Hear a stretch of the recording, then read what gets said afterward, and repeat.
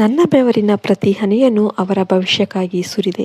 ನನ್ನ ಜವಾಬ್ದಾರಿಯ ಹೆಗಲ ಮೇಲೆ ಅವರ ಜೀವನವನ್ನೇ ಹೊತ್ತೆ. ಆದರೂ ಕೊನೆಗೆ ಅವರು ನನ್ನನ್ನೇ ತುಂಬ ಕೆಲಸದ ಗೀಳು ಹಿಡಿದವನು, ಭಾವನೆ ಇಲ್ಲದ ಕಲ್ಲು, ಯಾವಾಗಲೂ ಗಂಭೀರವಾಗಿರುವ ಮುದುಕ, ಹಣವೇ ಮುಖ್ಯ ಅಂತ ಬದುಕುವವನು ಅಂತ ಆರೋಪಿಸಿ ನನ್ನ ಶ್ರಮವನ್ನೇ ತುಳಿದ್ರು ಅಂತ ನಿಮ್ಮ ಕರ್ತವ್ಯದ ಬಂಡೆಯ ಕೆಳಗೆ ಒಬ್ಬರೇ ಒತ್ತಡ ಅನುಭವಿಸ್ತಾ ಇದ್ದೀರಾ. ನೆನ್ಪಿಡಿ ಮಕರ ರಾಶಿಯವರೇ, ನೀವು ನೀಡುವ ಪರ್ವತದಂತಹ ಸ್ಥಿರತೆ ಮತ್ತು ತಂದೆಯಂತಹ ಜವಾಬ್ದಾರಿಯನ್ನು ಅರ್ಥ ಮಾಡಿಕೊಳ್ಳುವ ಪ್ರಬುದ್ಧತೆ ಕೇವಲ ಸುಲಭದ ದಾರಿ ಹುಡುಕುವ ಈ ಜವಾಬ್ದಾರಿಯಿನ ಜಗತ್ತಿಗಿಲ್ಲ. ಅದಕ್ಕೆ ಅವರು ನಿಮ್ಮ ಶಿಸ್ತನ್ನ ನಿರ್ದಯತೆ ಅಂತ ತಪ್ಪಾಗಿ ಭಾವಿಸಿ ನಿಮ್ಮಿಂದ ದೂರ ಹೋಗ್ತಾರೆ.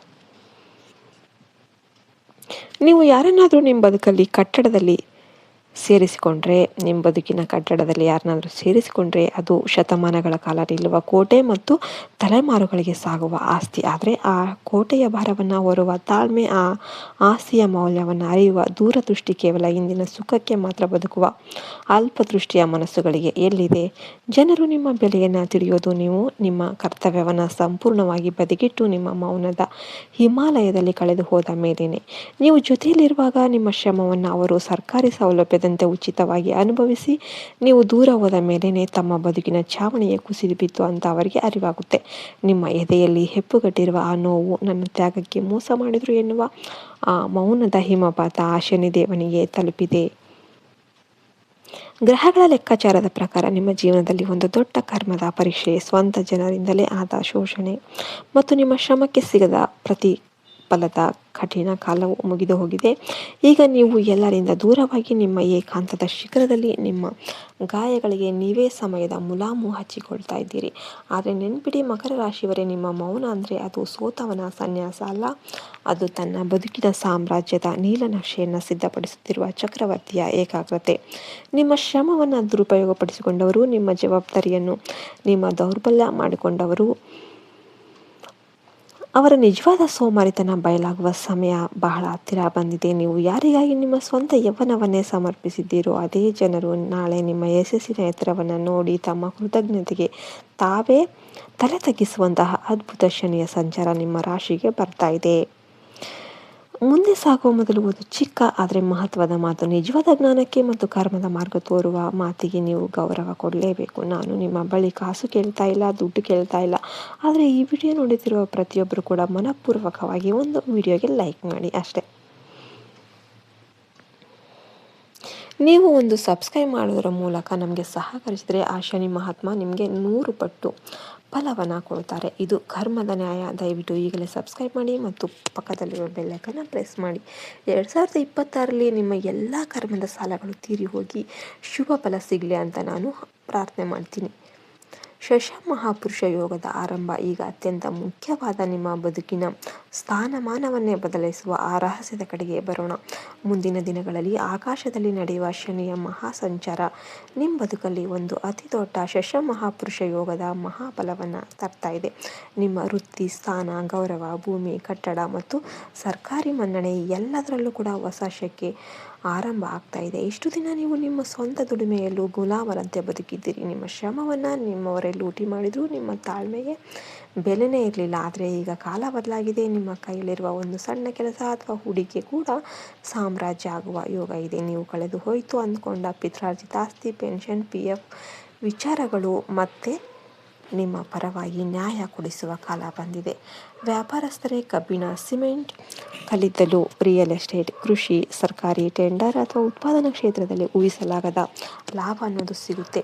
ಉದ್ಯೋಗಿಗಳೇ, ನಿಮ್ಮ ಶಿಸ್ತು ಮತ್ತು ಕರ್ತವ್ಯ ನಿಷ್ಠೆಯನ್ನು ಗುರುತಿಸಿ ದೊಡ್ಡ ಹುದ್ದೆ, ಸರ್ಕಾರಿ ಸನ್ಮಾನ ಮತ್ತು ವರ್ಷಗಳಿಂದ ನಿಂತಿದ್ದ ಎಲ್ಲ ಬಾಕಿ ಸಂಬಳ, ಬೋನಸ್ ಒಟ್ಟಿಗೆ ನಿಮ್ಮ ಕೈ ಸೇರುವ ಸಾಧ್ಯತೆ ಇದೆ. ನಿಮ್ಮ ಶತ್ರುಗಳ ಪತನ ಮತ್ತು ಕರ್ಮದ ಲೆಕ್ಕಾಚಾರ ಇಲ್ಲಿಗೆ ಶುರುವಾಗುತ್ತೆ. ಮಕರ ರಾಶಿಯವರೇ, ನೀವು ಯಾರಿಗೂ ಅನ್ಯಾಯ ಮಾಡದ ಶನಿಯಂತಹ ನ್ಯಾಯದ ಮನಸ್ಸಿನವರು. ಆದರೆ ನಿಮ್ಮ ಒಳ್ಳೆಯತನವನ್ನು ದುರುಪಯೋಗ ಮಾಡಿಕೊಂಡವರನ್ನು, ನಿಮ್ಮ ಶ್ರಮದ ಮೇಲೆ ಸವಾರಿ ಮಾಡಿದವರನ್ನು, ನಿಮ್ಮ ಜವಾಬ್ದಾರಿಯನ್ನು ಹೊರೆಯಾಗಿ ಕೊಂಡವರನ್ನು ಕಾಲ ಸುಮ್ಮನೆ ಬಿಡೋದಿಲ್ಲ. ಇನ್ನು ನಿಮಗೆ ಕೆಲಸದ ಹೆಸರಲ್ಲಿ ಮೋಸ ಮಾಡಿದವರು, ನಿಮ್ಮ ಯಶಸ್ಸನ್ನು ತಡೆದವರು ಈಗ ತಾವೇ ಸೃಷ್ಟಿಸಿದ ಸೋಮಾರಿತನ ಕೆಸರಲ್ಲಿ ಮುಳುಗಿ ಹೋಗ್ತಾರೆ. ನಿಮ್ಮ ಕಣ್ಣ ಮುಂದೆನೇ ಅವರ ನಕಲಿ ಪ್ರತಿಷ್ಠೆ ಅನ್ನೋದು ಕುಸಿದು ಬೀಳುತ್ತೆ. ಅವರ ನಿಜವಾದ ದುಡಿಮೆ ಇಲ್ಲದ ಬದುಕು ಜಗತ್ತಿಗೆ ಗೊತ್ತಾಗುತ್ತೆ. ನೀವು ಅವರಿಗೆ ಏನು ಶಾಪ ಕೊಡಬೇಕಂತೇನಿಲ್ಲ. ನಿಮ್ಮ ಕರ್ಮದ ಒಂದೇ ಒಂದು ನೋಟ ಅವರನ್ನು ನೆಲಕ್ಕೆ ಬೀಳಿಸೋದಕ್ಕೆ ಸಾಕು. ಇದು ಶನಿದೇವರ ನ್ಯಾಯ. ಇದು ಕರ್ಮಫಲದ ಧರ್ಮ.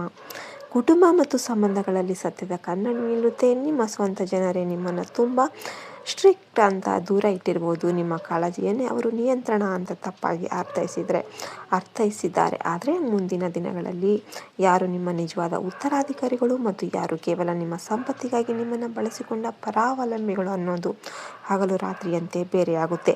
ನಿಮ್ಮ ಮನಸ್ಸಿನ ಮೇಲಿದ್ದ ಜವಾಬ್ದಾರಿಯ ಪರ್ವತ ಸರಿದು ಹೋಗುತ್ತೆ. ನಿಮ್ಮನ್ನು ಕೇವಲ ATM ಮಿಷನ್ ಥರ ನೋಡಿದ ಸಂಬಂಧಗಳು ತಾವಾಗಿಯೇ ಮುರಿದು ಬೀಳುತ್ತೆ ಮತ್ತು ನಿಮ್ಮ ನಿಜವಾದ ಮೌಲ್ಯ ತಿಳಿದು ನಿಮ್ಮ ಮೌನದ ಹಿಂದಿನ ತ್ಯಾಗವನ್ನು ಗೌರವಿಸುವ ಒಂದು ಕರ್ಮ ಬಂಧ ನಿಮ್ಮ ಜೀವನಕ್ಕೆ ಬರಲಿದೆ. ಸ್ನೇಹಿತರೆ, ಈ ಅದ್ಭುತವಾದ ಸ್ಥಾನಮಾನವನ್ನು ಬರುತ್ತಿರುವ ಈ ಚಿನ್ನದಂತಹ ಅವಕಾಶಗಳನ್ನು ನಿಮ್ಮದಾಗಿಸಿಕೊಳ್ಳೋದಕ್ಕೆ ನೀವು ನಿಮ್ಮ ದೈನಂದಿನ ಜೀವನದಲ್ಲಿ ಕೆಲವು ಕಬ್ಬಿಣದಂತಹ ನಿರ್ಧಾರಗಳನ್ನು ತೆಗೆದುಕೊಳ್ಳಲೇಬೇಕು.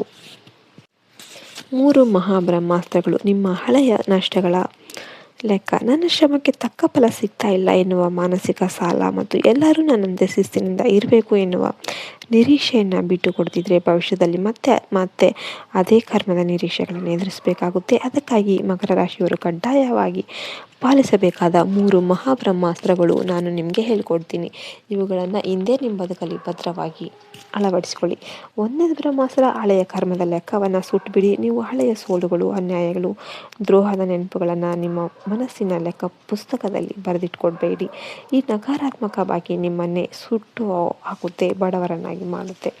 ಇವತ್ತೇ ಅದನ್ನೆಲ್ಲ ತ್ಯಜಿಸಿಬಿಡಿ. 2ನೇದು, ಕೆಲಸದ ಗೀಳನ್ನು ಬಿಡಿ. ನಿಮ್ಮ ಅತಿ ದೊಡ್ಡ ಬಲವೇ ನಿಮ್ಮ ಶ್ರಮ. ಆದರೆ ದೌರ್ಬಲ್ಯ ಕೂಡ ಅದೇ ಆಗಿರುತ್ತೆ. ಎಲ್ಲವನ್ನ ನಾನೇ ಮಾಡಬೇಕು ಅಂತ ನಿಮ್ಮ ಸಂತೋಷವನ್ನು ಬಲಿ ಕೊಡಬೇಡಿ.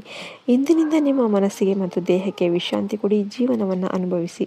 ನೀವು ಕೆಲಸವನ್ನು ಬಿಟ್ಟು ಬದುಕಲು ಶುರು ಮಾಡಿದಾಗ ಸಂಪತ್ತು ಮತ್ತು ನೆಮ್ಮದಿ ನಿಮ್ಮನ್ನು ಹುಡುಕಿಕೊಂಡು ಬರುತ್ತೆ.